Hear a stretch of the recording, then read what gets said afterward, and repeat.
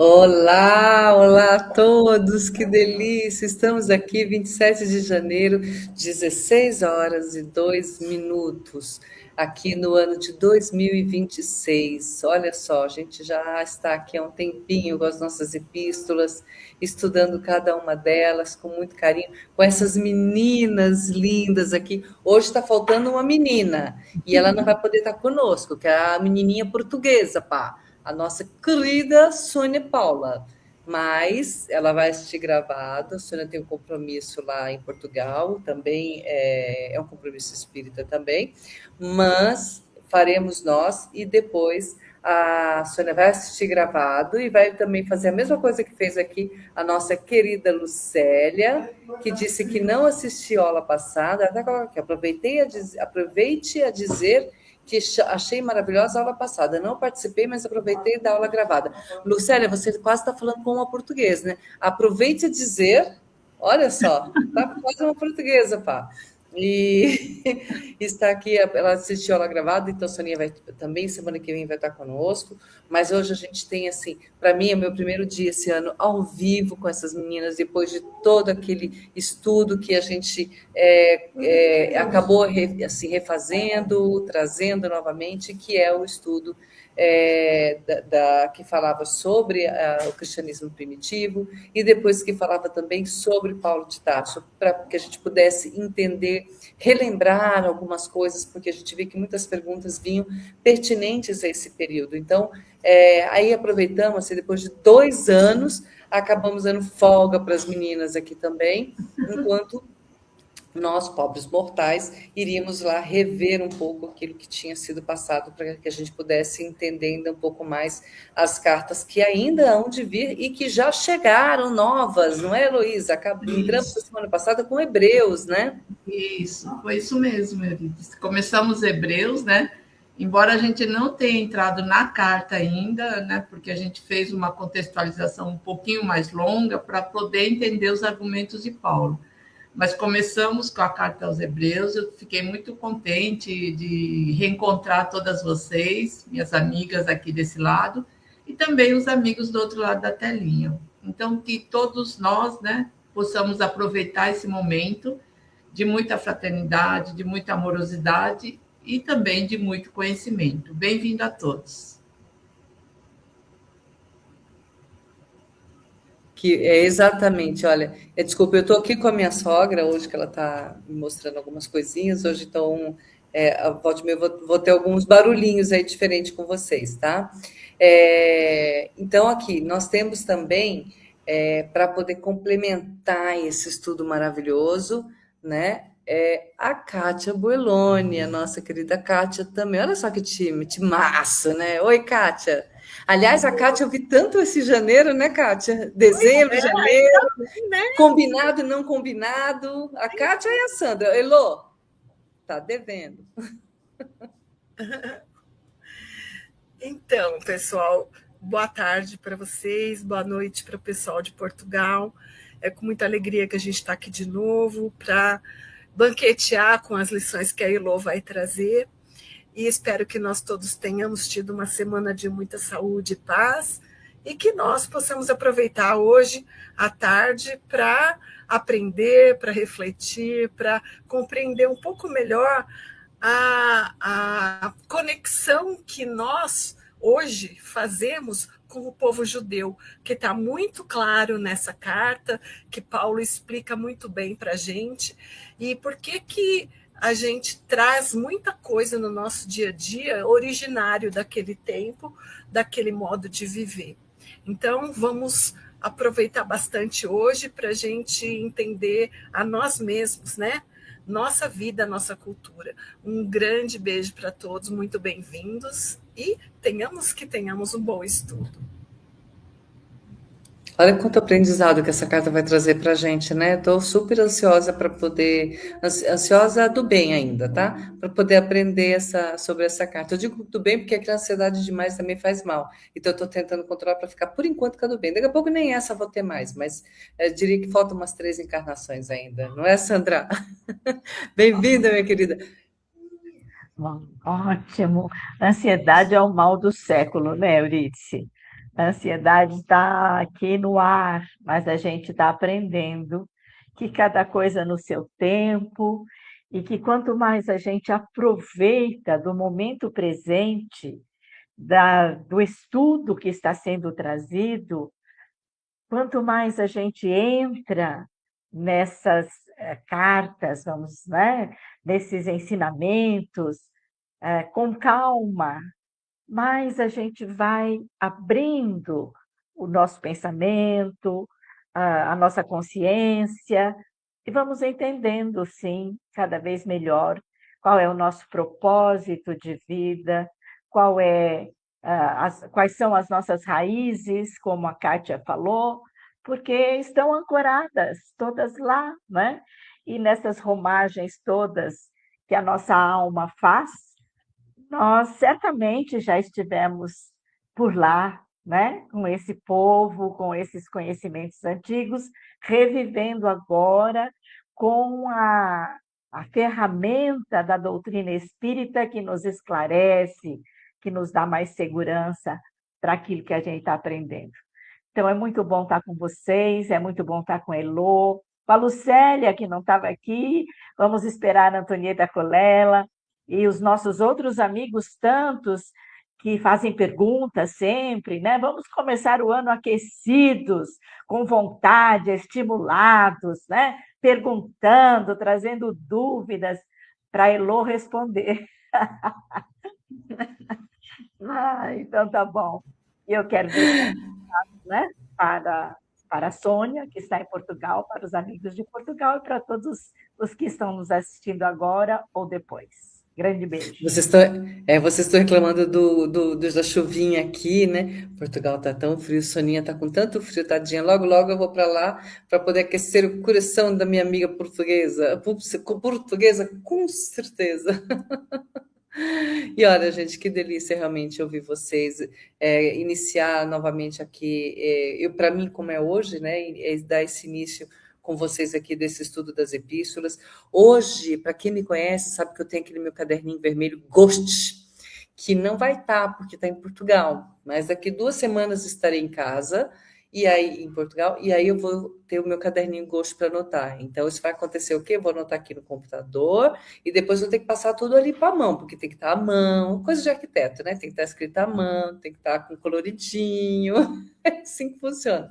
Mas o importante é a gente saber que a gente está com vocês, como as meninas lembraram aqui também, e a nossa Antoniela Itacolela. Este programa é gravado, você pode assistir ao vivo, pode rever todos os programas, pode também assistir no futuro, pode encaminhar o link do YouTube, do Facebook, independente de onde você esteja, para os seus amigos, para os seus inimigos, porque um dia eles deixarão de ser seu inimigo e serão seu amigo, e também para o discutir debate, né, sobre essas cartas. Aqui o que a Kátia até falou é uma carta que fala sobre fé. Aliás, todas essas cartas falam, né, sobre fé, determinação, e cada uma tem uma particularidade mais extra, mas todas falam isso. Então, a gente utilizar isso dentro do nosso exemplo, do nosso lar, né, vai ser muito mais interessante, porque a gente passa por tantas provações todos os dias, a gente tem que exercitar muito, às vezes, a nossa paciência, a nossa tolerância, o nosso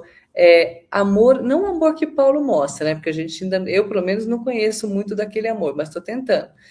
A gente tem que exercitar isso. E sempre é importante a gente ter isso na mão para poder, esses estudos da nossa consciência, e aos poucos a gente colocando em prática todos esses ensinamentos. Vamos fazer de conta que essas cartas de Paulo não eram só para essas comunidades, eram para nós também, porque na verdade são, tanto que elas são, as mensagens de Paulo, né, são vivas até hoje, têm importância e significado até hoje, porque a gente até hoje mantém os mesmos defeitos, né? Então, por isso que eu acho que Paulo está tão em voga, né? Para nós que somos espíritos, acreditamos que estamos no processo de regeneração do planeta, e não há como ter regeneração se a gente não aprender a conhecer a nós mesmos, fazermos de nós um ser humano um pouquinho melhor, né? E fazer também com que o nosso entorno seja melhor, né? Nem que seja apenas exercitando paciência, ok? Estou errada, meninas?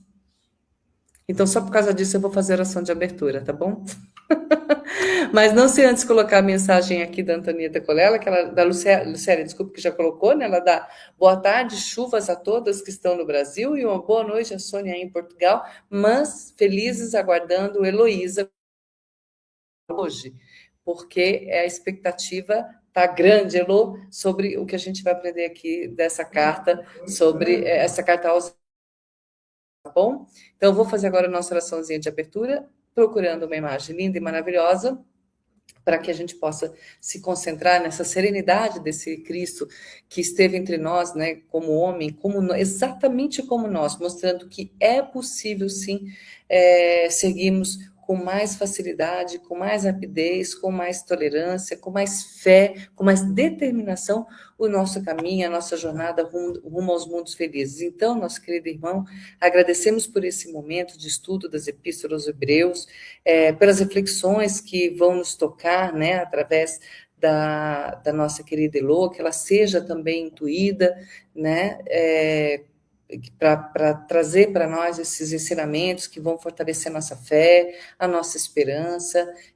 Obrigada, Mestre Jesus, por também nos inspirar a confiar mais, a perseverar, a amar, e que a gente possa, hoje, né, levar desses ensinamentos para a nossa vida diária, tudo que aprendemos, né, transformar todas essas palavras em atitudes simples, de bondade, né, de respeito a nós mesmos e ao próximo, e ampara, e respeito a Deus também, né, que foi o que nos criou simples e ignorantes, mas nos criou a todos, tanto nós quanto tudo que está ao nosso redor, as flores, os animais, a chuva e o frio e o sol, né, e etc. Ampara-nos então, Mestre Jesus, e Deus, nosso Pai Criador, em todas as nossas dificuldades, né, para que a gente possa estar preparado a cada dia para todas as vicissitudes que vão aparecer na nossa jornada e aprendendo com os conselhos aqui do nosso querido Paulo de Tarso. Então, que a paz permaneça conosco e que neste momento os nossos amigos espirituais possam estar em nosso lar e no lar de cada um que esteja assistindo, mesmo que seja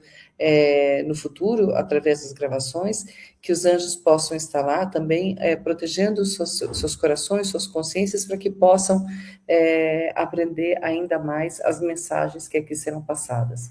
Muito obrigada e vamos iniciar a nossa epístola aos Hebreus com a nossa Elô. Você pode colocar a apresentação para mim? Aí, o poder é meu, voltou para mim. Cá está. Tá bom. Então, como eu vou estar na tela, eu já avisei da outra vez também, se alguém quiser interromper para fazer algum comentário, alguma pergunta, é só gritar, tá bom? Porque eu não vou estar conseguindo visualizar vocês. Então, hoje, nós vamos definitivamente entrar na carta aos Hebreus, tá? Porque até a aula passada, nós ficamos explicando, né, o contexto social, um pouquinho da cultura judaica, a maneira como eles liam as escrituras, as técnicas de interpretação dos judeus. E por que a gente levou esse tempinho para explicar essa cultura judaica? Porque Paulo vai usar de muitos desses recursos, né, técnicas de interpretação, a cultura judaica, o início do sacerdote na cultura judaica, como que começou tudo. E ele usa esses recursos, esses argumentos, para mostrar que Jesus é superior a todos. Tá? Então, nesse primeiro capítulo, logo no início, vocês vão ver que, como eu já disse na aula anterior, não tem aquela saudação, exortação inicial que a gente está acostumado a ver nas outras cartas. Tá? Então, ele já entra meio que direto no assunto, destacando a superioridade do Cristo. Onde ele diz assim: muitas vezes e de modos diversos falou Deus outrora aos pais pelos profetas. Agora, nestes dias, que são os últimos, falou-nos por meio do Filho, a quem constituiu o herdeiro de todas as coisas e pelo qual fez os séculos. Então, aqui, Paulo já quer mostrar que Jesus é superior aos profetas, né? Então, no início do texto, quando ele diz muitas vezes e de modos diversos, significa que Deus já falou de muitas coisas e de maneiras diferentes, em várias oportunidades, para comunicar sua lei e a sua vontade, para que nós chegássemos à perfeição. Só que essa tentativa, ela foi parcial e incompleta. Quando no versículo diz que ele falou aos pais são os patriarcas e chefes das tribos dos hebreus. Nesses dias que são os últimos, né? Então ele falou, mas agora, né? O que vai acontecer? Como que Deus vai transmitir a sua mensagem? Pelo meio do Filho, né? Falou-nos por meio do Filho. Então, as orientações do passado, trazidas pelos profetas, eles foram uma preparação para uma revelação perfeita no Evangelho através do seu Filho Jesus. Porque agora Deus fala, Deus orienta, Deus busca essa aliança com o objetivo de reatar a criatura com o plano do Criador, através do Filho, através de Jesus, como está no versículo 2. Falou-nos por meio do Filho, para reatar aquela relação que está meio estremecida. Porque não é Deus que quebra essa relação, somos nós, somos homens, tá? Paulo está ensinando que a Terra foi construída por intermédio de Jesus. E olha, assim, a visão extraordinária de Paulo, já naquela época, o que só comprova seu nível espiritual. Nós, hoje, nós temos ferramentas, nós temos o conhecimento através das obras de Kardec, do Chico, e nós sabemos o que é ser um co-criador em plano maior. Nas obras de André Luiz fala-se muito disso. O que é ser um governador do planeta Terra? E a lei que nos foi dada pelos profetas, ela não está em oposição à graça, mas para nos conduzir à graça. Né? Então, não é uma coisa contra o outro. Então, não é o Antigo Testamento contra o Novo Testamento. Então, ele não está em oposição ao Novo Testamento, muito pelo contrário. Aponta para ele, né? O Antigo Testamento aponta para o Novo Testamento e tem nele sua consumação. Né? O que foi falado no Antigo Testamento é consumado no Novo Testamento. E Santo Agostinho disse, né? O Novo Testamento está latente no Antigo Testamento e o Antigo Testamento está patente no Novo Testamento. E nesse versículo 1, Paulo cita os profetas para dizer que Jesus é superior aos profetas. E ele explica isso no versículo 2, onde ele fala: a quem constituiu o herdeiro de todas as coisas. Porque o filho herda, né? E Emmanuel analisa esse versículo 2 através do texto O Herdeiro do Pai, para facilitar a nossa compreensão. Tá? E aí eu trouxe alguns trechos desse texto O Herdeiro do Pai, de Emmanuel, que ele fez por esse versículo aqui, né? Para explicar esse versículo, o segundo versículo de Hebreus 1. Então, nesse texto, Emmanuel nos ensina que a obra do Cristo ela é paciente e longa, só que ela é definitiva e eterna, convocando o nosso espírito para o serviço e para a cooperação. Então, ele começa assim, eu não trouxe o texto todo, tá? Eu trouxe alguns trechos do texto. Ele fala assim: cede aos poderes humanos respeitáveis o que lhes cabe por direito lógico da vida, mas não te esqueças de dar ao Senhor o que lhe pertence. Tá? Nesse parágrafo, Emmanuel retoma aquela fórmula sensata do Evangelho, onde devemos dar a César o que é de César e a Deus o que é de Deus. Ou seja, para nos orientar e dar aos poderes humanos respeitáveis o que lhes cabe por direito, mas lembrando sempre da necessidade de dar ao Senhor o que lhe pertence. Tá? É isso que ele está falando aqui. Depois, ele tem 2 parágrafos que diz assim: as organizações que surgem na atualidade guardam a herança das que desapareceram na voragem da discórdia e da tirania. Não existem, pois, razões que justifiquem os tormentos dos aprendizes do Cristo, angustiados pelas inquietudes políticas da hora que passa. Tá? Nesses 2 parágrafos, Emmanuel diz que a posição de Jesus é a de governador espiritual do planeta, eleito e empossado pelo próprio Criador, que faz dele um agente executor da sua vontade soberana. Né? Então, Jesus, na sua missão, ele veio realizar uma vontade do Pai. E Deus, na sua infinita sabedoria, no seu infinito amor, ele conduz os homens a posições de comando, emprestando a nós recursos, tempo para o estabelecimento de instituições destinadas ao progresso comum. E Deus está ciente das imperfeições e precariedades das obras humanas. E aí, só que assim, mas acima da instabilidade, da imperfeição das obras humanas, o governo espiritual do Cristo nos sustenta, dirigindo a evolução do mundo de acordo com os desígnios divinos. É isso que Emmanuel está explicando nesses 2 parágrafos.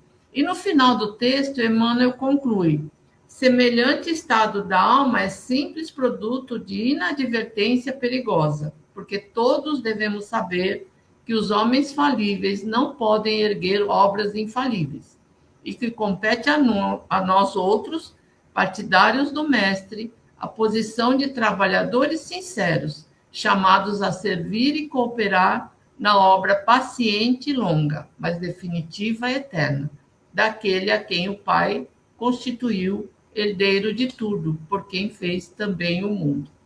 Então, consciente de que homens falíveis não podem realizar ou erguer obras infalíveis e de que as instituições terrenas precisam, acima de tudo, do nosso próprio auxílio espiritual, saibamos reconhecer que o Cristo é herdeiro do Pai, investido de poderes supremos, inalienáveis, imperecíveis para a direção da evolução humana. Né? Então, Jesus veio com esse propósito, fazer com que a gente se aperfeiçoe, para que a gente evolua, para que a gente possa chegar um dia a ser também, como Cristo, filhos de Deus. Por enquanto, nós somos servos, né? E outra coisa que Paulo nos traz nesse início do capítulo 1 ele já dá uma explicação sobre as revelações de Deus, né? Então, quais são as revelações? Nesse versículo, o primeiro versículo, ele diz assim: muitas vezes e de modos diversos falou Deus outrora aos pais pelos profetas. E aqui Paulo usa duas palavras em grego, polímeros e polítropos, né? Polítropos, na verdade, a tradução em grego é realmente de várias maneiras, modos diversos, como está no versículo. Mas polímeros quer dizer o quê? Explicam de que forma Deus falou aos patriarcas. Porque polímero, a constituição dessa palavra é assim: poli é muitos e meros é como se fossem pedaços, né? Então, partes que se encaixam. Então, como se fossem peças de quebra-cabeças que se unem para formar uma figura. Então, Paulo usava essa expressão para dizer que entender a primeira revelação era como a gente ter uma habilidade na montagem desse quebra-cabeça com peças que compõem todas as informações trazidas pelos profetas. Só que essa montagem não é tão simples. É como a gente montar um quebra-cabeça de 1000 peças. Mas tem um agravante, né? Porque as peças desse quebra-cabeça, eles não foram disponibilizados aos homens de uma forma simultânea, tudo de uma vez. Não. Além de terem sido embaralhadas ao longo do tempo, ela foi trazida por diversos profetas, que são pessoas diferentes, contextos diferentes. Então, é muito difícil montar esse quebra-cabeça. Por causa disso, nós tivemos que esperar quase 2000 anos para iniciar a montagem desse quebra-cabeça. Então, por uma questão didática, a doutrina espírita apresenta a primeira revelação, que a primeira revelação são os 10 mandamentos. Só que é preciso ampliar essa visão, tá? E esse estudo eu trouxe do livro do Haroldo, né? Onde ele diz que para a gente entender que a primeira revelação foi arquitetada durante muito tempo por vários profetas, ofertando cada um com a sua contribuição, trazendo cada uma parte da mensagem que mais tarde iria ser somada a outras partes, compondo uma significativa revelação que iria impactar as gerações que estavam por vir, tá? E então a cooperação, a contribuição desses profetas, desses missionários, que compreende a primeira revelação. Então, a ideia de que a primeira revelação seria somente os escritos de Moisés, ela foi definitivamente corrigida no primeiro versículo dessa carta. A lei divina, ela foi trazida com a contribuição de diversos profetas, né? Como eu já falei, ao povo hebreu durante 12, 13 séculos. Pelos textos de Paulo, aprendemos que cada profeta trouxe uma peça desse imenso quebra-cabeça. E montar esse quebra-cabeça não é fácil, né? Como eu já disse, é como montar 1000 peças, mas elas estão espalhadas, né? Porque são muitos pedaços, modos distintos, pessoas diferentes que trouxeram essas pecinhas, enfoques diferentes, contextos diferentes. Então, nós tínhamos Moisés e os profetas e a lei no sentido da revelação divina. Nesse contexto, os profetas são como missionários, que trazem fragmentos das mensagens, pedacinhos da lei que precisam ser dispostos conjuntamente de forma a se concluir o quebra-cabeça. Paulo compreende que a união de todas as peças culmina com a imagem de Jesus, né? Então, é onde a gente traz a segunda revelação. Nós podemos pensar, né? Por que a primeira revelação teve que vir em pedacinhos? Por que Deus já não mandou tudo de uma vez? Porque a primeira revelação, ela estava se comunicando com crianças espirituais. Então, é como numa escola normal. Não adianta eu dar uma equação de segundo grau para crianças que estão no jardim da infância. Eles não vão entender. Assim como quando ele chegar no ensino médio, né, no ensino superior, quando ele vê a equação de segundo grau, ele nem vai mais dar importância àquelas continhas de somar, de subtrair, porque isso já está internalizado dentro dele. É a mesma analogia, né? Então, ao chegar na maioridade civil, né, quando a humanidade chegou nessa maioridade, Jesus apresentou-se ao mundo. A segunda revelação, ela espalhou sua mensagem com uma linguagem mais elaborada. Os espíritos que as receberam estavam mais preparados do que aquelas crianças espirituais que receberam a primeira revelação. Então, essa analogia da escola, né, dos ensinos primário, secundário, superior, é mais ou menos essa analogia. E a terceira revelação apresentou-se no momento em que os espíritos atingiram a maioridade espiritual. Allan Kardec e uma legião de espíritos foram encarregados de revelar a versão atualizada dos ensinamentos do Cristo, porque estamos participando da transição planetária. A primeira revelação ela foi necessária para que os conceitos básicos fossem internalizados, assim como a conta de mais e menos e já estão internalizados naquele aluno do ensino superior. Quer dizer, por essa razão, a gente não pode diminuir o valor dos textos do Antigo Testamento, ou achar que elas devam ser descartadas, né? Descartados. E também nós atingimos um grau de entendimento, de conhecimento, de discernimento, para que a gente não faça uma leitura literal ou superficial do Antigo Testamento, como se a gente estivesse lendo uma historinha, tá? Então, as três revelações integram um processo contínuo, sem incompatibilidades, né, em que cada parte complementa a anterior, ampliando o conhecimento sobre o que é divino de acordo com o grau de maturidade dos espíritos que as receberam e continuam recebendo.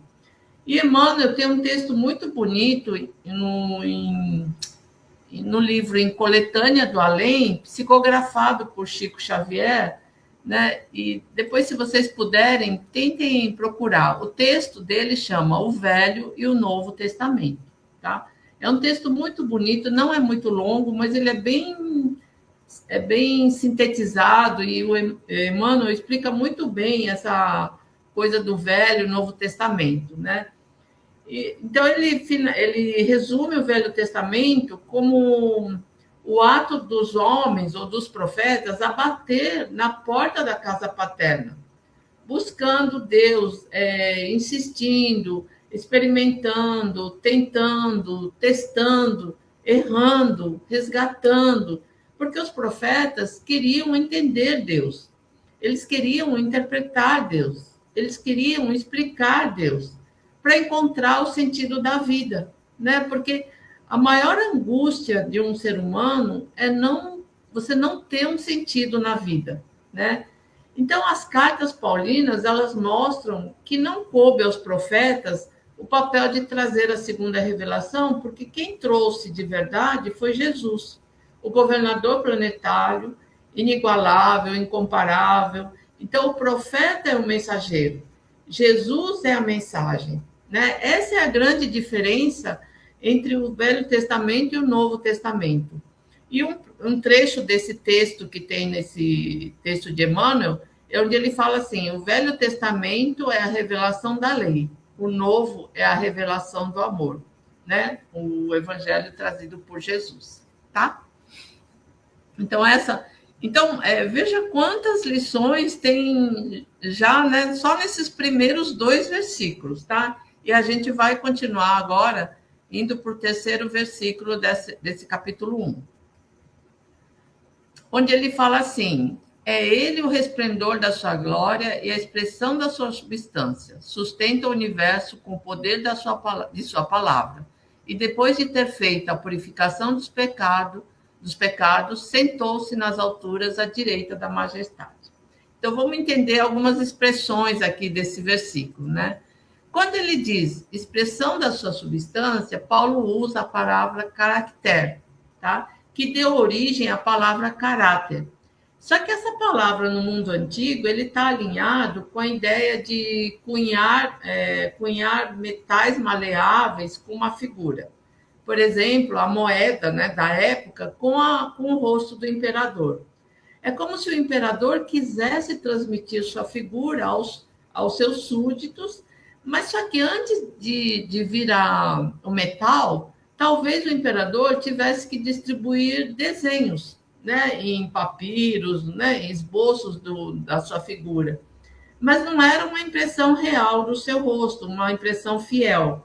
Por isso, Paulo está dizendo: por muito tempo, Deus enviou ao seu povo esboços dele mesmo. Mas agora ele nos enviou um retrato preciso, uma figura real, fiel, porque Jesus consegue refletir Deus.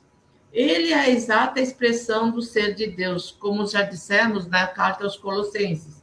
Nele habita corporalmente toda a plenitude da divindade, porque ele diz, com o poder de sua palavra. E aqui a gente lembra do Evangelho de João. No princípio era o verbo estava com Deus, o verbo era Deus. Então, Jesus, ele é a expressão mais pura do verbo. O verbo é o DNA do Criador que habita todos nós. Mas essa expressão desse DNA ainda não foi efetuada pela humanidade, só por Jesus. No Cristo, esse gene, ela se expressou, transformou-se em características perceptíveis por nós. Por esse motivo, Jesus nos ensinou, como está em Mateus, vós sois a luz do mundo. Jesus nos diz que devemos fazer o nosso gene divino se manifestar. Não devemos esconder a candeia, nem permitir que as necessidades da vida material, as provações, as expiações, apaguem a luz da nossa essência divina. Né? Fazer brilhar a própria luz não quer dizer estar em evidência ou se tornar uma celebridade, porque isso é tarefa fácil, principalmente com os recursos tecnológicos de hoje. Difícil é ter a capacidade de brilhar, de fazer brilhar essa faísca da luz divina que está na nossa essência. Espírito, para Paulo, ele é dotado do gene divino, que um dia terá a capacidade de se expressar com intenso brilho. Jesus é o exemplo do que deve ser seguido para que nossa luz brilhe. A luz é Deus, e quem olha para Jesus vê a luz divina que ele espelha, expressão da sua substância, caráter de seus atributos. Jesus é o molde dos atributos do Pai. E o crescimento espiritual é a via, é o caminho para que a gente possa se aproximar cada vez mais deste molde.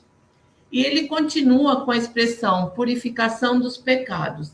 Aqui Paulo faz uma referência aos rituais do sumo sacerdote, lembra que eu tinha comentado na aula passada, era realizado uma vez por ano, ele se colocava naquele lugar que chamava Santo dos Santos, ele se cortava e doava um pouco do seu sangue para que ele purificasse o pecado dos judeus, né? Então, ele era o intermediário. Então, Paulo faz referência àquela purificação dos pecados, tá?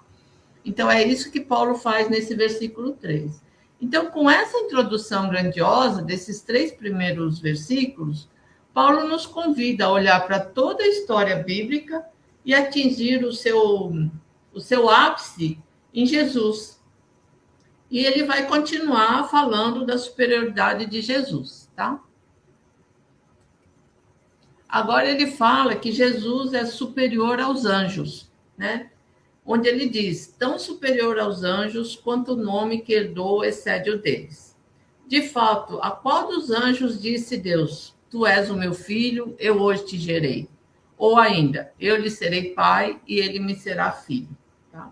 Esse final do versículo 5, ele trouxe do Antigo Testamento, que eu vou mostrar como curiosidade depois dessa tela aqui. Tá? Então, depois de mostrar a superioridade de Jesus em relação aos profetas, Paulo mostra agora a superioridade de Jesus em relação aos anjos, né? Os anjos, a gente já falou também lá quando a gente interpretou algumas palavras, né, na cultura judaica. Segundo Paulo, eles eram espíritos administradores, agentes de Jesus para servir aos irmãos de Jesus.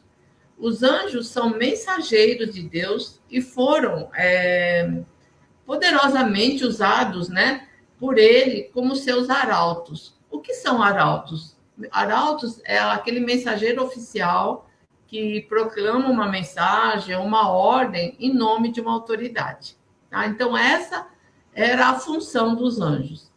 Na própria vida de Jesus, os anjos foram arautos tanto no começo da sua missão, na sua tentação no deserto, até no final, na crucificação, na sua agonia. Também os anjos atuaram em várias passagens em Atos dos Apóstolos, libertaram prisioneiros, instruíram pregadores, encorajaram os cristãos, exerceram julgamentos sobre os blasfemadores e ajudaram viajantes. Mas os anjos jamais passaram de mensageiros, né? Esse é o significado do seu nome e a essência da sua função. Paulo pretende que os seus leitores vejam claramente que Jesus é o caminho para Deus. E através do Velho Testamento, Paulo fez uma reconstrução da sua concepção do Messias com o objetivo mesmo de fazer essa ressignificação. Entender essa reconstrução sobre o que passou a ser o Messias para Paulo é o que nós vamos buscar nessa carta. Então, a partir dessa ressignificação de Paulo a respeito de Jesus, a gente vai ver com muita clareza que não se trata mais do Messias hebreu a beneficiar somente os judeus, mas do Cristo que olha por todos do planeta Terra. Né? Infelizmente, muitas doutrinas religiosas hoje em dia ainda conservam a crença de que Jesus veio exclusivamente para os adeptos da sua doutrina ou só do cristianismo. Mas a concepção do Cristo planetário, ele está muito além de qualquer doutrina religiosa. Tá? Então, logo no início da carta, Paulo já mostra que Jesus reflete a glória divina para todos do planeta Terra. Ele é o retrato a anunciar a glória de Deus para todos os que seguem na evolução no planeta Terra. E no versículo 5, é como se Paulo lançasse um desafio.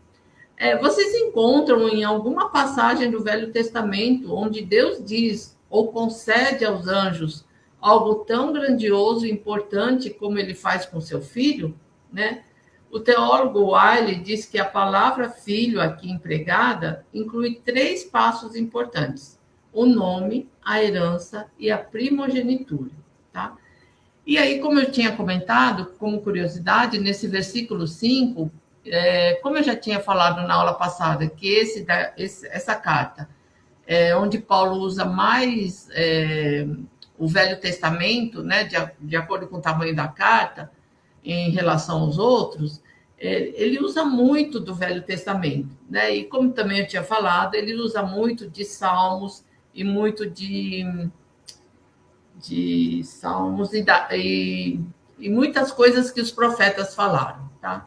Então, aqui eu vou mostrar 2 passagens que Paulo trouxe do Velho Testamento, né? Então, quando ele fala assim, no versículo 5, do primeiro capítulo, tu és o meu filho, eu hoje te gerei. Ele trouxe de Salmos 2:7. Proclamarei o decreto, o Senhor me disse, tu és meu filho, eu hoje te gerei. Né? Então, é quase o mesmo texto. Tá? Ele trouxe de Salmo 2:7. E a outra parte desse versículo, onde ele diz, eu lhe serei pai e ele me será filho, ele trouxe de 2 Samuel 7:14. Eu lhe serei por pai e ele me será por filho. Tá? Então, só como curiosidade, mostrar que Paulo vai trazer muita coisa do Velho Testamento para argumentar nessa carta. E por que ele faz isso? Porque os hebreus, eles estão familiarizados com esses textos do Antigo Testamento. Então, quando Paulo coloca esses trechos do Antigo Testamento, é porque ele sabe que os hebreus vão entender do que ele está falando. Por isso, ele traz muito, né, dessa parte de textos do Antigo Testamento, tá bom? Então, aqui foi só como uma curiosidade, tá? E a gente vai continuar com os argumentos de Paulo, né? Onde ele vai mostrar a dignidade e a natureza superior do filho, tá?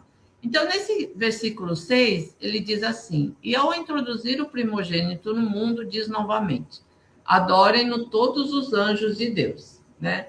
Então, depois que Paulo faz referência ao Salmo 104, 4, conhecido como oratório da criação, né, onde ele diz, fazendo dos ventos teus mensageiros, nas chamas de fogo teus ministros.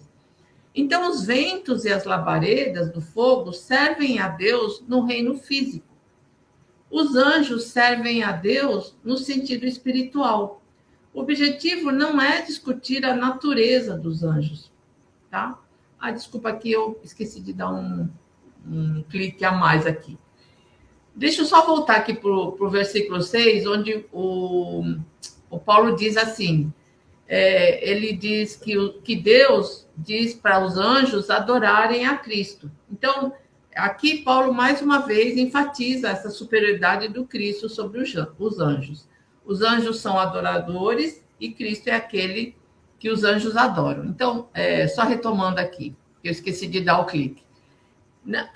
No versículo 7, ele diz, a respeito dos anjos, porém, ele declara, tornem ventos os seus anjos e em chama de fogo os seus ministros. É aqui que ele faz referência ao Salmo 104, versículo 4, né, que eu tinha falado, mas eu não tinha dado o clique. Então, ficou meio, assim, o entendimento ficou quebrado aí, tá? Então, como eu estava falando, os ventos e as labaredas servem a Deus como no reino físico. E os anjos servem a Deus no sentido espiritual. Então, o objetivo aqui não é discutir a natureza dos anjos, mas exaltar a soberania de Jesus, a soberania do Filho, e que as forças dos anjos estariam a serviço do Cristo para atender os propósitos do Pai, do Criador, tá? É isso que ele quis dizer aqui. Oi? Posso, isso se mostra, toda essa hierarquia, né, de trabalhadores, né, porque não é simplesmente só um Cristo sozinho trabalhando, ele cria, ele tem junto com ele um grupo de trabalhadores que podem estar no mesmo nível que ele ou menos, né, para poder coordenar junto com ele esse nosso planeta, no caso, no caso dele é a nossa galáxia, né? E aí a gente vê assim, a importância de nem ele, que a gente entende como o grande, né? Não é Deus, mas ele depois de Deus, é o que a gente conhece de maior, né?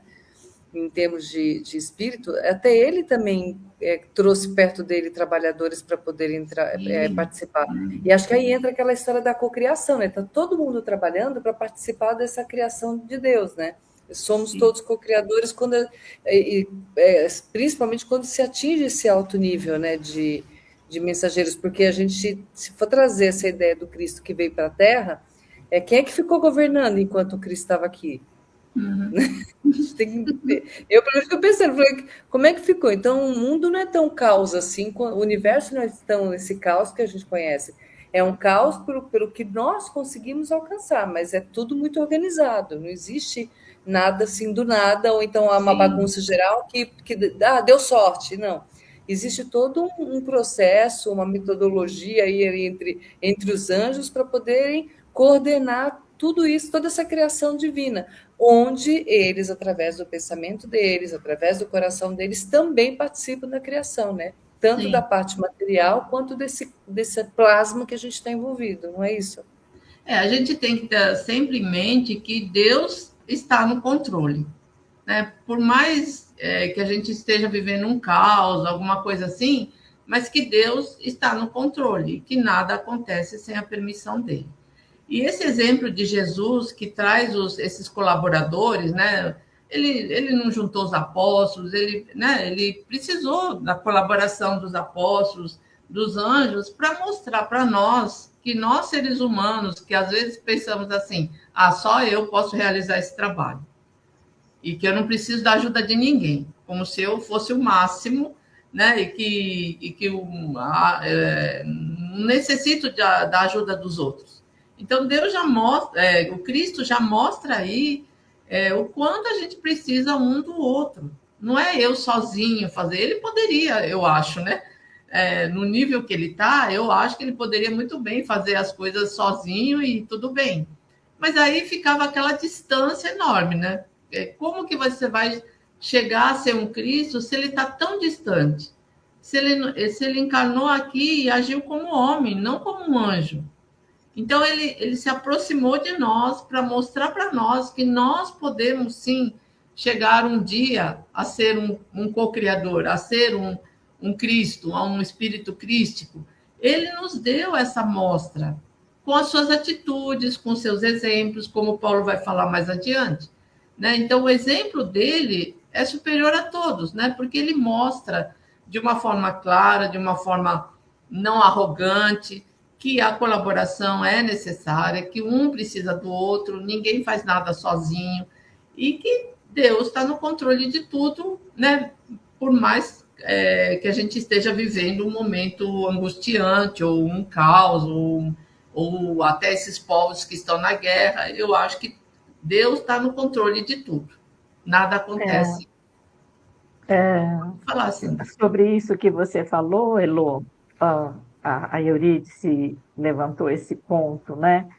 A gente tem que ter bem claro que a gente pode entender que existe um caos, existe uma turbulência no nosso planeta Terra, que é um planeta ainda que está passando por um aprendizado de crescimento, né, de amadurecimento necessário, pois que é um planeta inferior. Por quê? Quando a gente fala em universo, o universo é todo harmonia. O universo é todo beleza, é todo atração. Ele está regido pelas leis divinas, né? E se alguma turbulência existe em algum canto, então é porque ainda não chegou no ponto certo, porque Deus é harmonia. Então, e tudo é planejado, né? Não existe o acaso. Então, quando Deus passa para o Cristo a incumbência de coordenar, criar, desde o princípio, um planeta, Terra, né? Do qual ele é o governador, então isso já tinha um planejamento.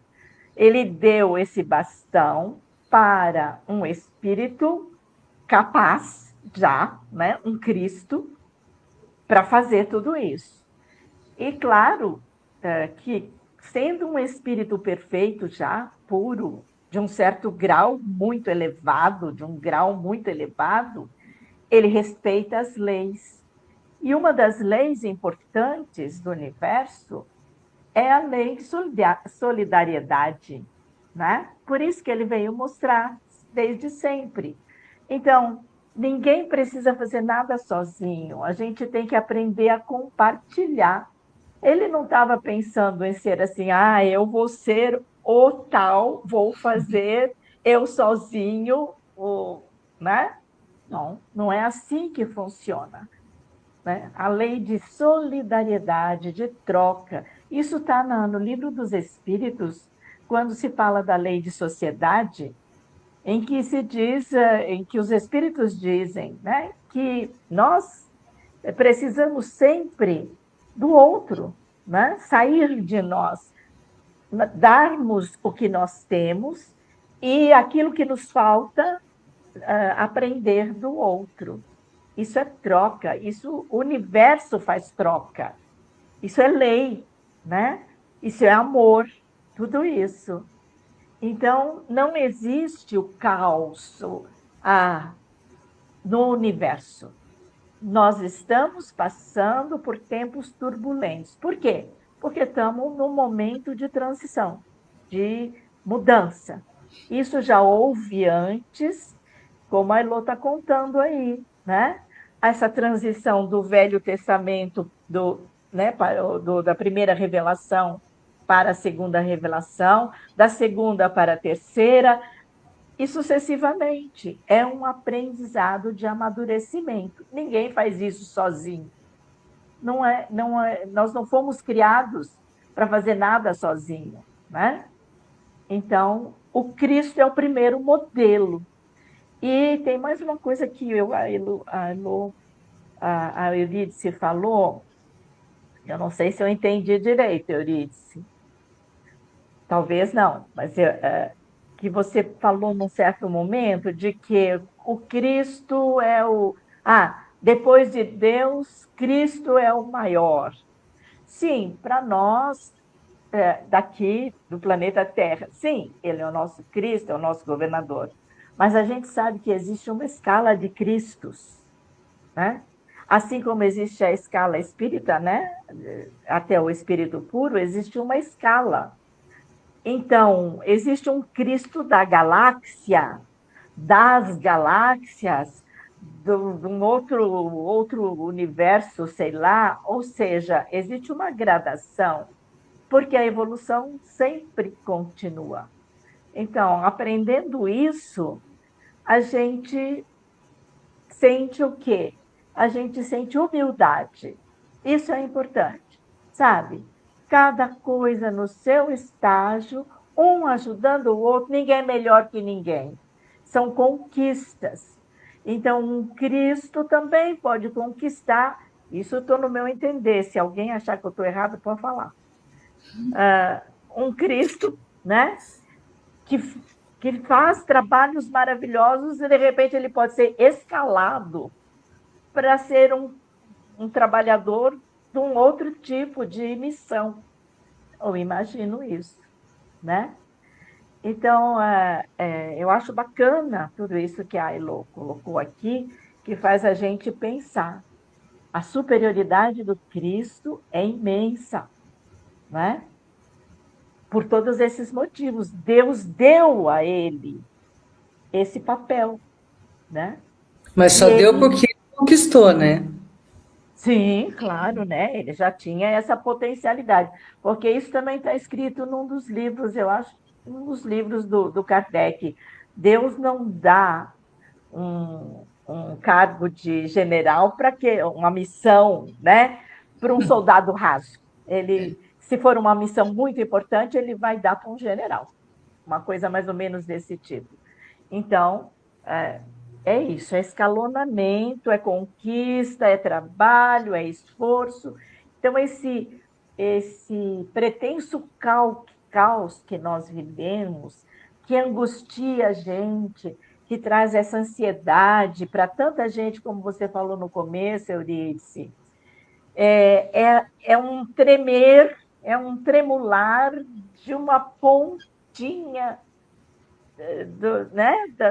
que está ligado por essa teia de astros e de galáxias, e que está nesse tremor exatamente porque está crescendo, crescendo. É um adolescente que está explodindo aí, né? Isso está na Gênese também, o espírito do Dr. Barry fala isso, que esse tremor que está tendo na sociedade, essa inversão de valores que incomoda tanto a gente, né? É porque tem que sair esse pus para que as coisas se modifiquem. Mas tem um comando, tem um planejamento, tudo no seu tempo. Cristo não tem pressa, ele faz as coisas no tempo de Deus, que a gente sabe que não é o nosso tempo. Então, vamos ter paciência, vamos nos manter firmes na nossa fé, que é o que Paulo pede, e vamos ter humildade.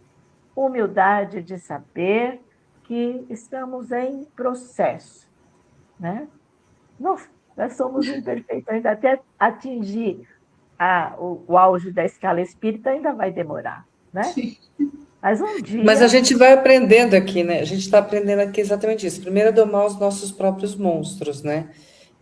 Não domar. Primeiro é conhecer que temos monstros, domar esses monstros. E a partir utilizando como referência esse Cristo que a Elô está falando para a gente, né? Eu acho que a carta aos Hebreus mostra muito isso, essa potencialidade desse Cristo, né? E desses anjos que trabalham para ele. Ou seja, a gente tem apoio, a gente não está sozinho, a gente tem apoio, gente, isso me ajuda tanto, porque quando a Sandra falou dessas várias famílias e hierarquias também do próprio Cristo, eu já fiquei imaginando que até eu chegar lá já é muito, imagina depois andar. Então não desistam. Quem tem pressa vai devagar. Vamos indo, né? Estamos no caminho.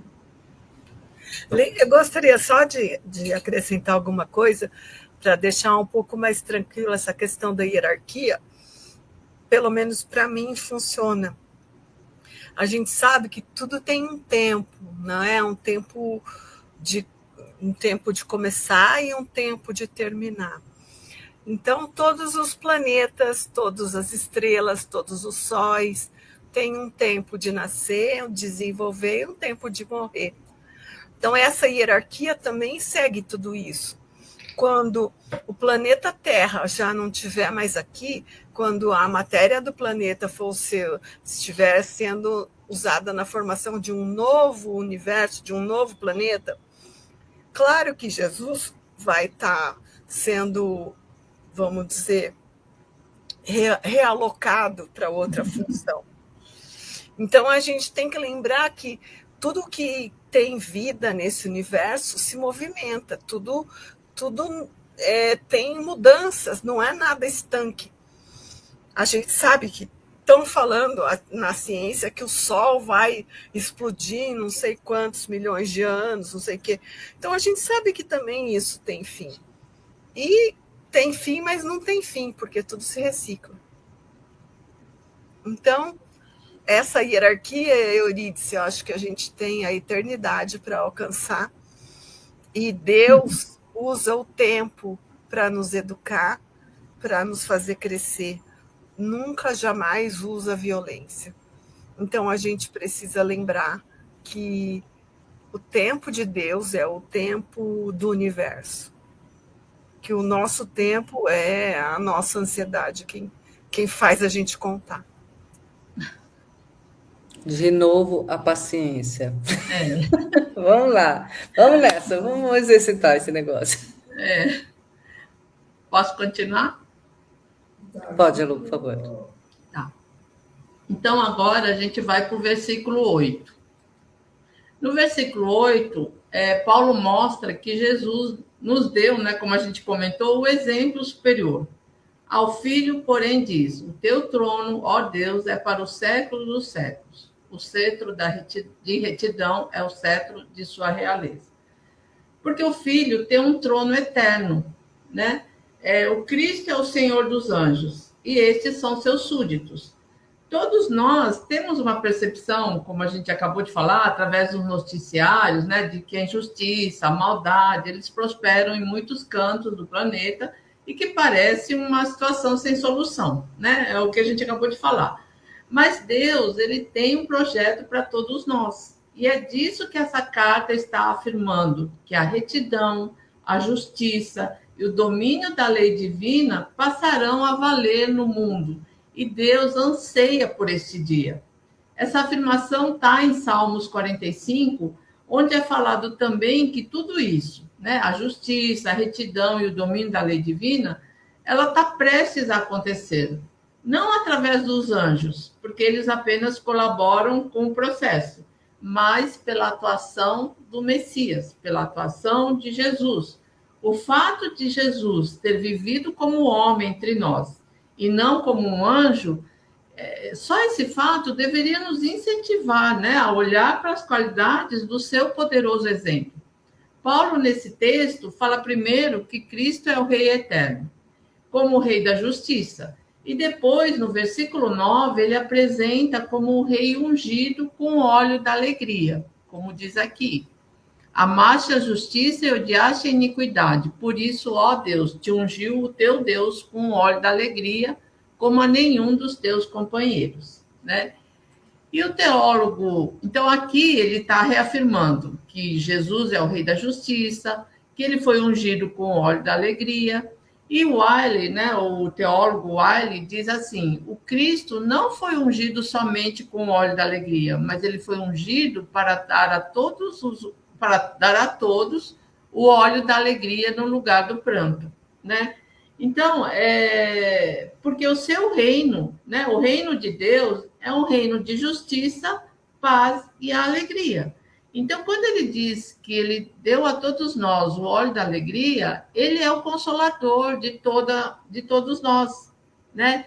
Ele é que está ali pronto para nos auxiliar, pronto para nos abraçar nos momentos de angústia ou de tristeza ou de pranto, né? Então, é isso que esse teólogo está falando, que ele foi ungido com esse óleo da alegria, mas ele foi ungido para dar a todos esse óleo da alegria no lugar do pranto. Olha que bonito, né? Então, Jesus é o consolador.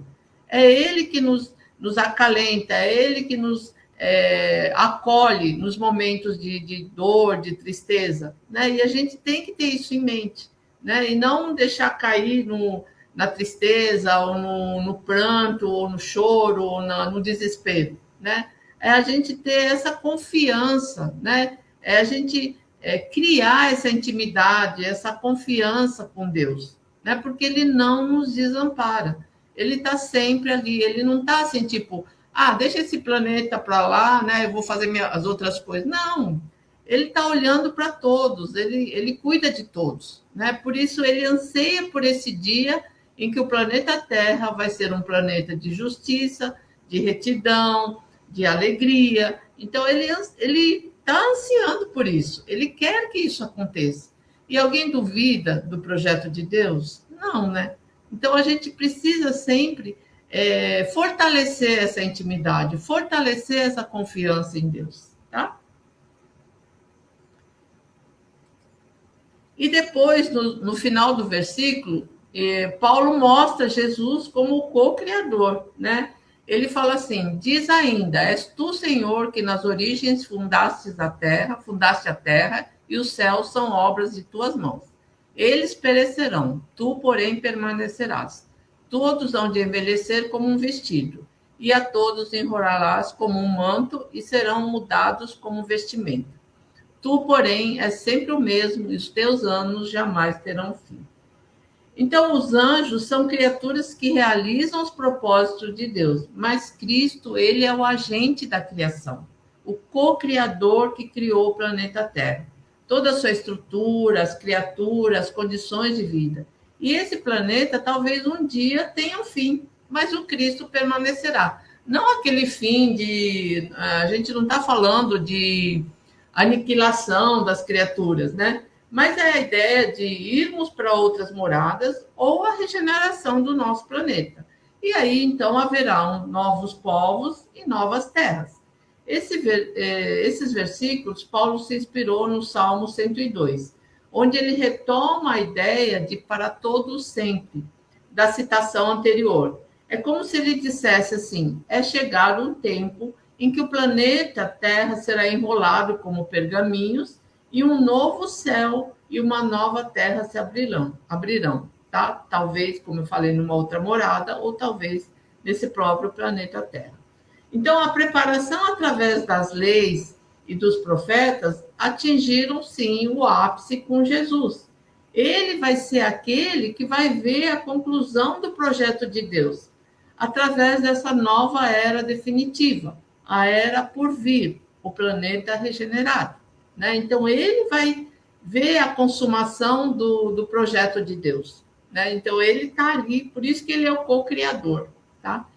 E Emmanuel pega o versículo 11, onde ele diz: eles perecerão, tu, porém, permanecerás. Todos hão de envelhecer como um vestido.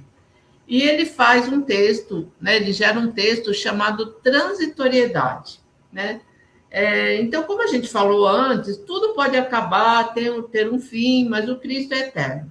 A partir desse versículo 11, Emmanuel traz uma bela lição, onde ele desenvolve o tema central do livro Eclesiastes, a brevidade das formas materiais e o caráter imperecível de tudo que se relaciona ao espírito imortal. Então, é isso que Emmanuel vai nos trazer aqui.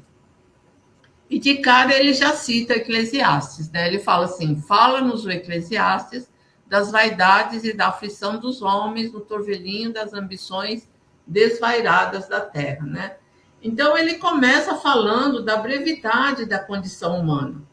Porque em muitos outros textos, Emmanuel diz que nós precisamos compreender que os nossos pensamentos, eles são forças que criam imagens, que criam um ambiente ao nosso redor, Então, ele cria coisas visíveis e tangíveis no campo espiritual.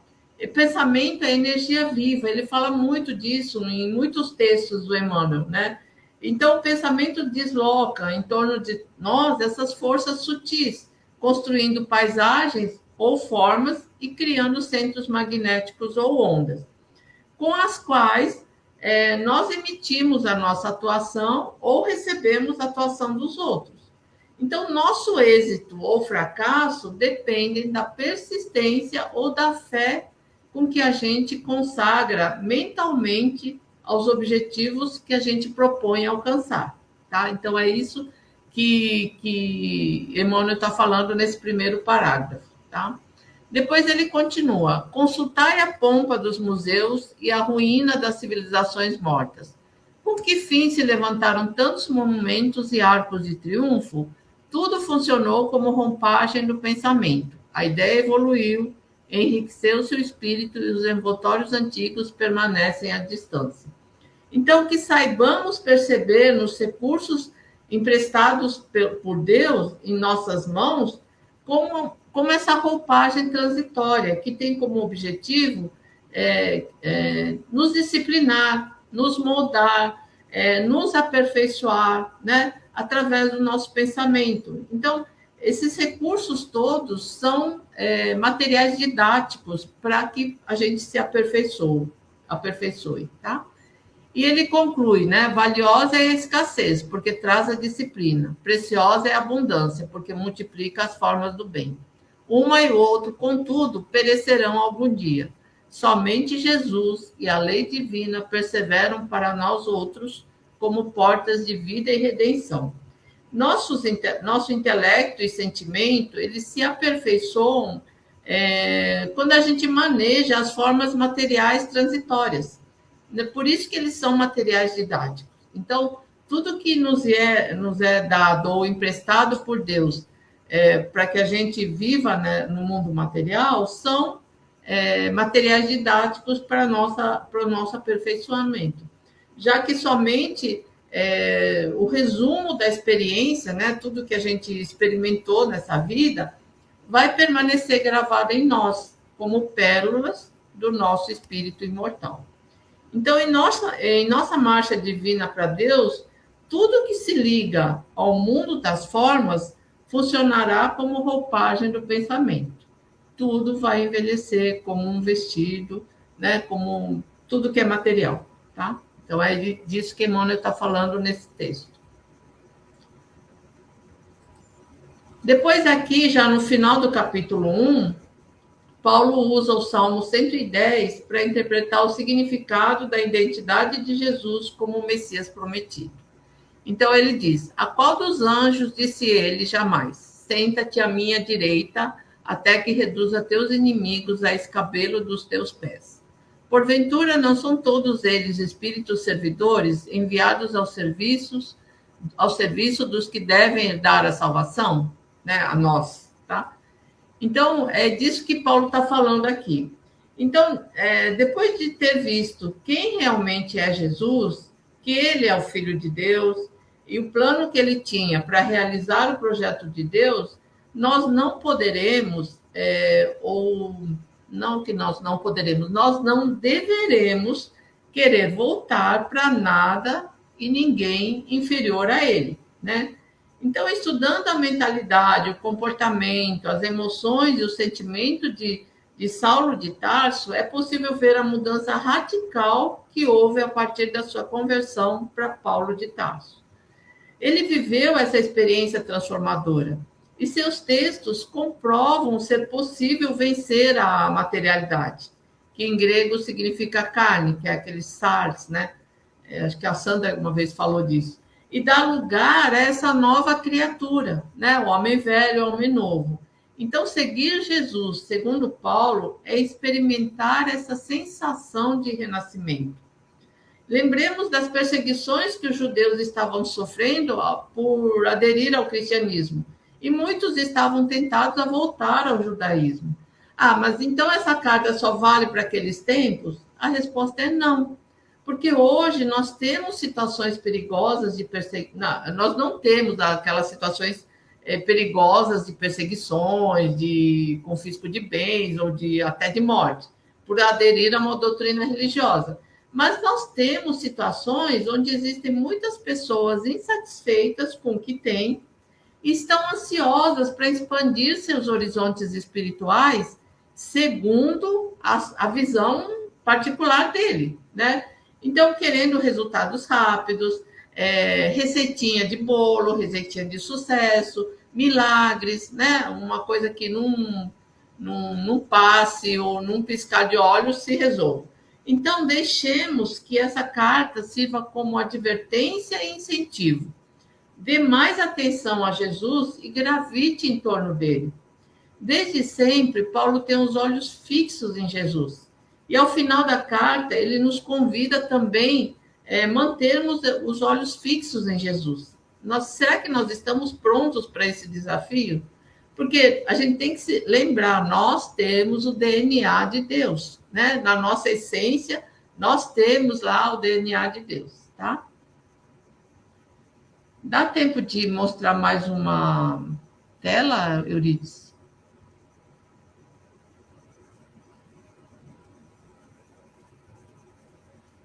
Euridice? Fazendo sinal, mas você não está vendo. Não. Dá tempo, sim. Dá tempo? Mais uma dá tempo, sim. Então, são só 4 hoje aqui na tela. Para a gente fazer algumas reflexões desse capítulo 1, vamos ver aqui qual o entendimento que Paulo tinha de Jesus como Filho de Deus, porque a compreensão do que é ser o Filho de Deus é fundamental para o entendimento dessa carta e até das outras cartas de Paulo, né?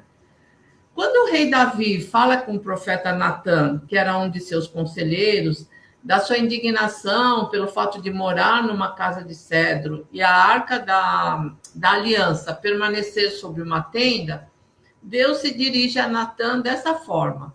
Ele fala assim: vá dizer a Davi, meu servo, assim fala Yahvé, não será tu que me construirá uma casa para eu nela morar. Eu te anuncio que Yahvé te fará uma casa e quando se completar o tempo de te reunires a teus pais, manterei depois de ti a tua posteridade. Vai ser um de teus filhos, cujo reinado firmarei. Ele me construirá uma casa e eu firmarei seu trono para sempre. Eu serei para ele pai e ele será para mim filho.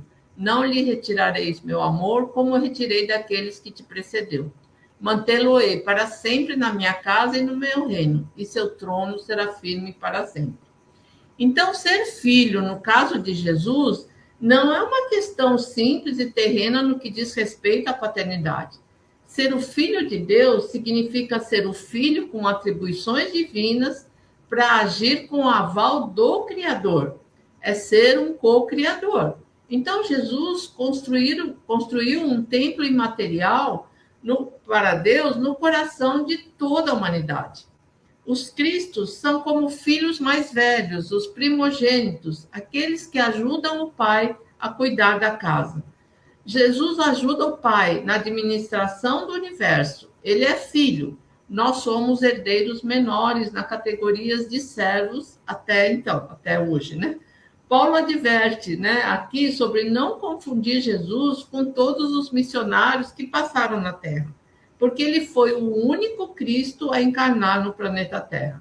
Os Cristos são a mais alta hierarquia dos espíritos puros, são inteligências divinas. E Paulo entendia o Cristo assim, como uma figura cósmica, uma figura planetária. E complementando, nós somos herdeiros da divindade, sujeitos a nos apossar da nossa herança divina. Por enquanto, somos herdeiros menores, né? Meninos, ainda crianças, incapazes de assumir o lugar que nos cabe na criação divina. E para melhor entendimento, vamos observar a questão 132 do Livro dos Espíritos. Qual é o objetivo da encarnação dos espíritos? É fazer com que cheguemos à perfeição. Né? Então, de acordo com as epístolas de Paulo, a encarnação de Jesus no nosso planeta Terra teve por objetivo nos direcionar aos mundos celestes. Quando a minha inteligência, quando meus sentimentos estiverem devidamente adequados ao molde de Jesus, a obra vai estar completa. Seremos espíritos puros, ressuscitados, dignos de habitar um mundo celeste e pronto para trabalhar e conquistar a dádiva de um dia ser de verdade um filho de Deus. Tá? É isso que Paulo, esse é o pensamento de Paulo, né? É o que ele entende Jesus, o que ele entende de Jesus como filho de Deus, tá? Se eu precisar parar, você me avisa, tá, Euridice? Acabou aqui esse slide, pode parar. Então tá. Tá vendo? Paramos na hora certa. Início das advertências. Mas esse é Maravilha. o Meninas, uma aula. Meninas, alguém quer fazer algum complemento, algum comentário?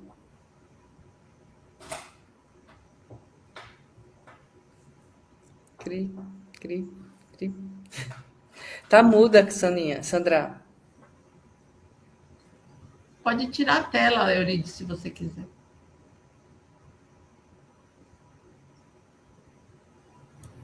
Não, eu estava aqui reflexionando também, fazendo essas reflexões que a Elo trouxe, né?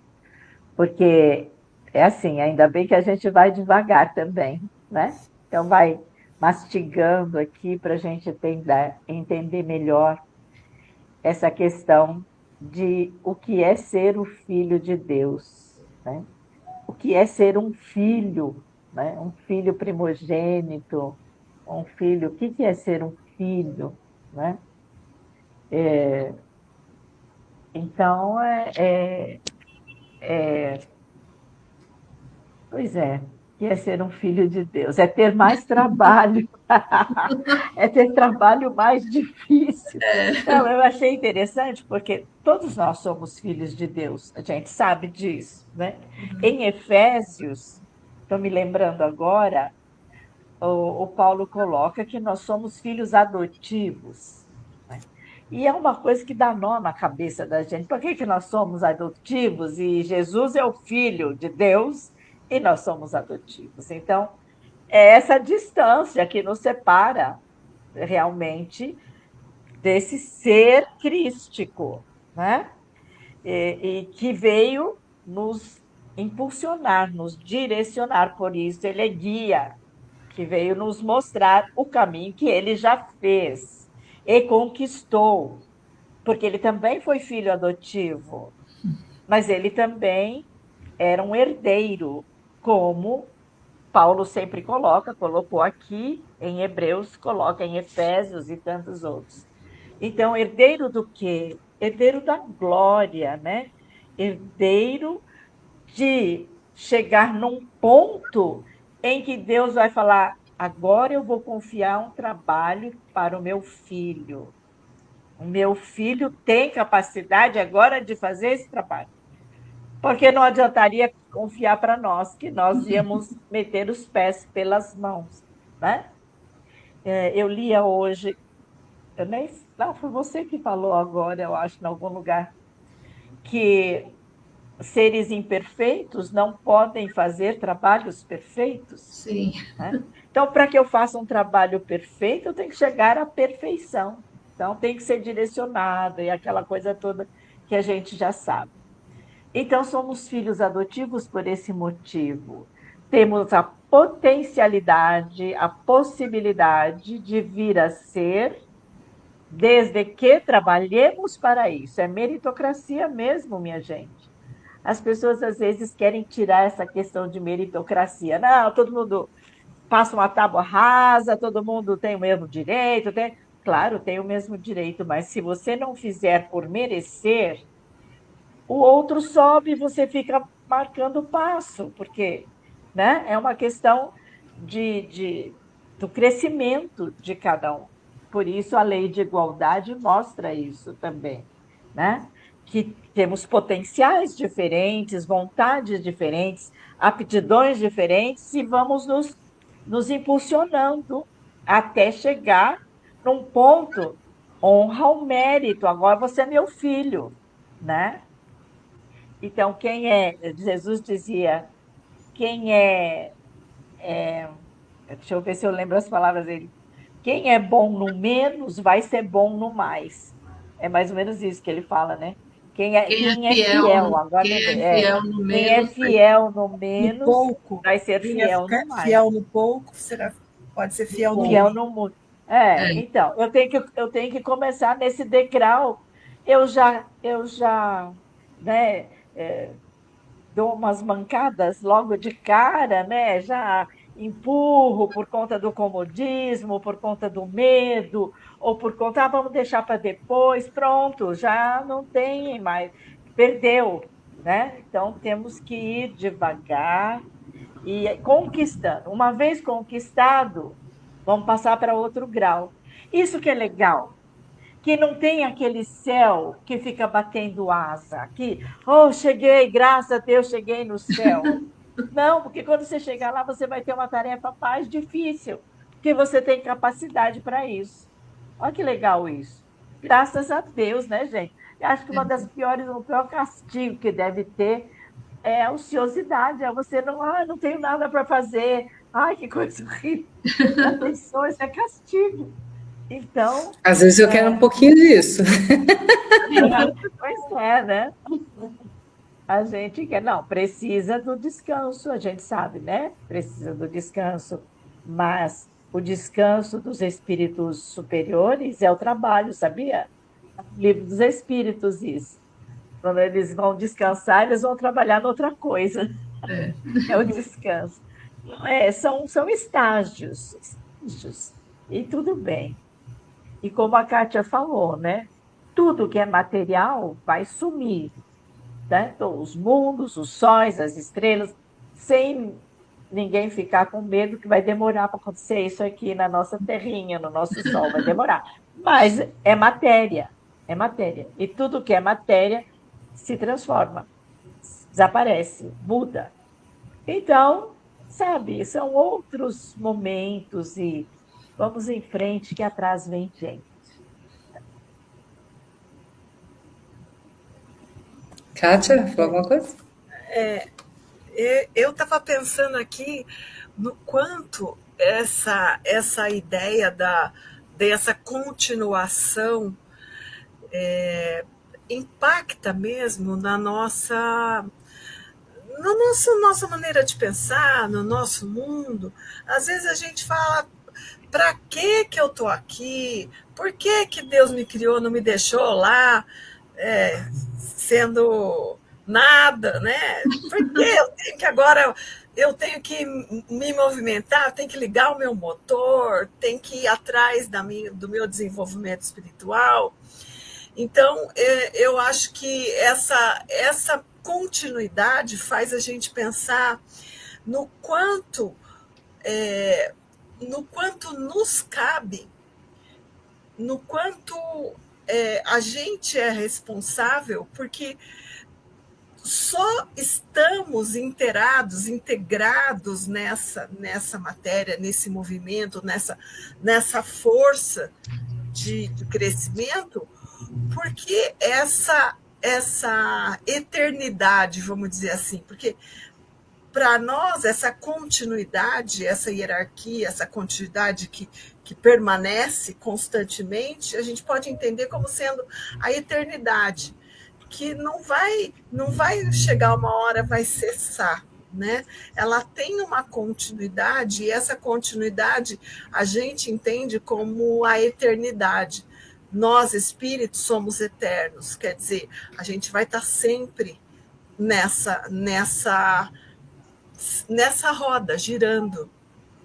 A gente vai estar sempre nesse crescimento, a gente vai estar sempre nessa condição de produzir. E isso, se por um lado nos assusta, por outro nos acalma. Se por um lado a gente fica, mas tudo isso, será que eu vou ter que viver tudo isso? Será que eu vou ter que ficar constantemente? Pô, nunca acaba. Acaba uma, começa a outra. E por um outro lado, me acalma no sentido de que tenha calma, você vai aprender aos poucos, você vai desenvolver aos poucos, sem nada abrupto, sem nada que traumatize, sem nada que quebre. Você vai ter uma coisa que continua amena. Isso traz para mim muito o conceito da sabedoria divina colocada na nossa prática, na nossa vida. Não tem como não olhar para tudo isso e não entender a sabedoria e a força e o amor divino sobre nós, tocando cada um de nós nesse sentido de nos fazer capazes de seguir esse ritmo sem quebrar, né? A gente até acha que pode quebrar nesses momentos de estagnação, mas não é quebra, é contínuo. Mesmo na estagnação é contínuo. Então, eu fico refletindo mesmo no amor de Deus, que não tem como deixar de pensar no amor de Deus quando a gente começa a entrar nesse entendimento mais profundo. Tudo reverbera em torno do amor de Deus sobre nós. E Ainda bem que... Desculpa. E acho que Paulo entendia isso muito bem. Era aí que eu ia terminar. Tá vendo? A frase era até curta. E ainda bem, então, que a gente tem esse programa aqui para a gente, não só o programa, mas o Web Rádio Estação da Luz, que nos traz vários programas para a gente poder tentar um pouquinho melhorar, um pouquinho, exercitar, porque não é só a gente aprender, né? Eu lembro uma mensagem que minha mãe mandou uma vez para mim, que era: estudar é muito importante, mas botar em prática é melhor ainda. Nem que seja a gente vai errar, vai acertar, como disseram as meninas, eu acho que uma hora que a gente está errando menos, e aí a gente está mais fortalecido nas dificuldades para poder o quê? Receber ainda mais carga para carregar. Vamos preparando o músculo, porque a carga ainda é grande para poder carregarmos nas costas, mas se a gente trabalha direitinho, prepara esses nossos músculos do coração e do cérebro, a gente nem percebe que as cargas foram aumentadas, né? O tão forte que a gente ficou depois nessa trajetória. Por isso que eu gosto muito de ouvir Paulo, por isso que eu gosto muito de ouvir vocês, que transformam essa mensagem dele de uma forma muito mais simples para a gente compreender, né? E já não é tanto bicho de 7 cabeças para mim, né? As cartas, o bicho tem mais cabeças, mas não 7, já tem um pouquinho menos que isso.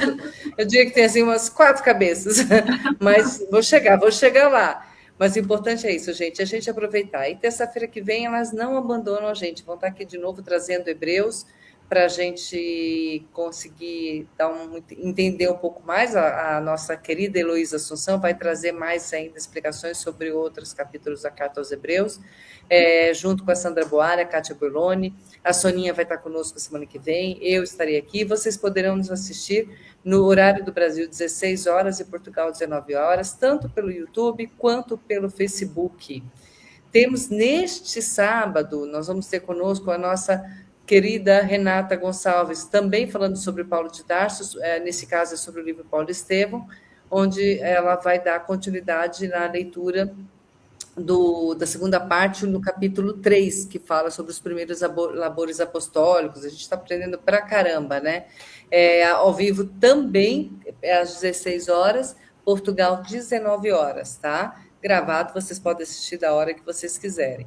Temos aqui também, né, Kátia? A nossa doce Kátia, junto aqui com a Sandra, e vai estar, dessa vez, Luiz Armando também, a participação. As meninas estão participando aqui junto com o programa que foi assinado, né, pela nossa querida Sonja Lobo, falando sobre o Livro dos Espíritos. O tema será seres orgânicos e inorgânicos.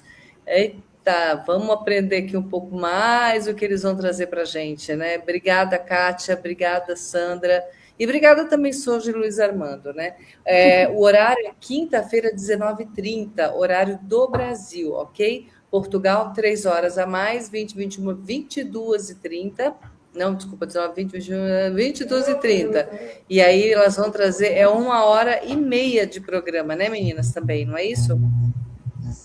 Muita coisa para a gente aprender. Olha só, o livro é grande, gente, e eles trazem bastante comentários, é muito pertinente também, vale a pena a gente assistir também pelo Facebook ou pelo YouTube, ok? Vocês conseguem acompanhar. Aqui não está o endereço, mas dá para a gente ver por aqui, ó. YouTube, YouTube é Estação da Luz Tracinho Tavares e Facebook Web Rádio Estacão da Luz RN.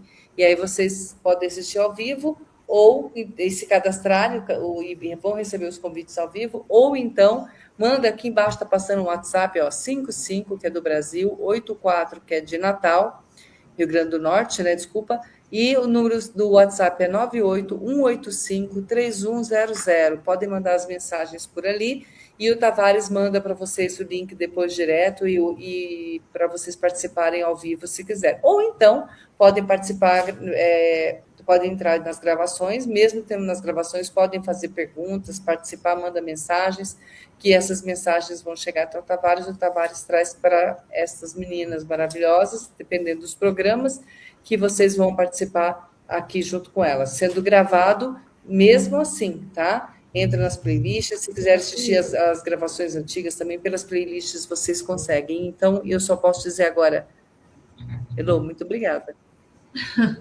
Eu é que agradeço a atenção de todos, né, pelo carinho e tudo. Essa carta nos traz muitas lições, então ela é muito gostosa de estudar, né? Porque a primeira vez que eu li, eu confesso, eu falei, não entendi nada.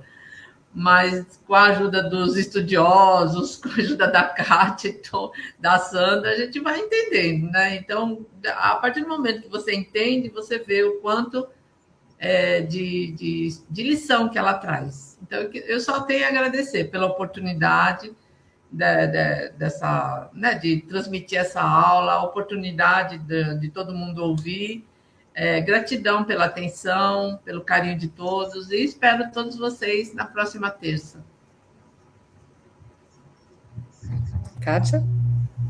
Eu queria agradecer, Lô, também pelo carinho com que ela trouxe todas as explicações, agradecer a vocês, meninas, foi muito bom estar com vocês, e que a gente tenha uma semana de muita saúde e paz, e estejamos juntos na semana que vem, se Deus quiser. Um grande abraço a todos os nossos ouvintes, e que a semana que vem estejamos todos aqui. Sandra Boari. Da mesma forma, né? É uma alegria a gente poder fazer esse exercício de reflexão, de estudo, em conjunto, porque aprendemos, né, que precisamos partilhar, compartilhar. E, então, eu agradeço a Elô, que trouxe coisas tão interessantes, essas palavras de Emmanuel tão próximas da gente, né? E agradecer aos nossos ouvintes todos, e que estejamos aqui na próxima semana, continuando com esses estudos. Com muita saúde, todos aqui, do lado de cá e do lado de lá. Muito obrigada vocês que estiveram conosco. A Lucélia, que manda, né, novamente avisando que ela não teve na aula passada, bem-vinda. De novo, não, eu que estou colocando aqui. A Lucélia, que esteve conosco, ela fala, grata por essa tarde de aprendizado. Obrigada, Heloísa, ela manda para você, tá? A Mary Cleide também, que fala boa tarde a todos. Obrigada, Mary Cleide Costa Ferreira. Bom por estar conosco aqui. E aí vamos relembrar. Tem o seu joinha, ó. Já dei o meu aqui, para que essa mensagem chegue para muito mais gente também através da internet, tá bom? E vou passar para a nossa Sandra fazer a oração de encerramento e aguardamos vocês na semana que vem. Sandra, com você. Então, vamos encerrar sempre de maneira a agradecer ao Pai da vida, né? Agradecer a esse mestre tão amoroso que se doou por todos nós. Ele que disse: vinde a mim todos vós que estáis sobrecarregados, e eu vos aliviarei. O meu fardo é leve e o meu jugo é suave. Então, por mais que o nosso fardo pareça pesado, por mais que tenhamos que romper as barreiras da materialidade, lutando todo dia contra esses desafios que chegam até nós na nossa vivência diária, tenhamos a certeza de que este Cristo superior, este Filho de Deus, este governador do nosso planeta está conosco, está sempre nos auxiliando através dos seus emissários de amor também, para que possamos superar as nossas fraquezas, superar as nossas imperfeições, as nossas fragilidades, para que possamos a cada dia fortalecer a nossa fé, a nossa coragem, a nossa paciência e merecermos a cada dia todas estas bênçãos infinitas que o amor do Pai nos transmite sem cessar. Que Jesus esteja no coração de todas as pessoas, todos os que nos ouvem e aqueles que não nos ouvem, encarnados e desencarnados. Que estas palavras de amor cheguem aos corações, elevando as vibrações, para que sejamos hoje melhores do que ontem. Que assim seja, graças a Deus.